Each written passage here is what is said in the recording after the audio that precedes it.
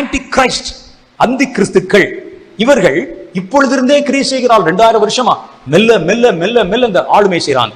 இப்போ இவர்கள் இந்த கடைசி நாட்கள், இப்ப நம்ம வாழ்கிற காலத்துல நீங்கள் வாழும் பொழுதோ அல்லது அடுத்தோ கொஞ்சம் சீக்கிரத்திலோ வெகு சீக்கிரத்தில் அவனுடைய வருகை இருக்கும்.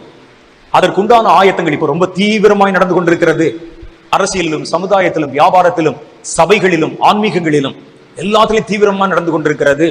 பாருங்க, 1 யோவான் 4வது அதிகாரம் 3வது வசனத்துல சொல்லுது, மாம்சத்தில் வந்த இயேசு கிறிஸ்துவை அறிக்கை பண்ணாத எந்த ஆவியும் தேவனால் உண்டானதல்ல. வருமென்று நீங்கள் கேள்விப்பட்ட அந்தி கிறிஸ்துனுடைய ஆவி அதுவே, அது இப்பொழுதும் உலகத்தில் கிரியை செய்கிறது. அந்தி கிறிஸ்துகள் இன்னைக்கு நேத்து இல்ல, 2000 வருஷமா கிரியை செய்றாங்க. அந்தி கிறிஸ்துவின் ஆவி 2000 வருஷமா கிரியை செய்து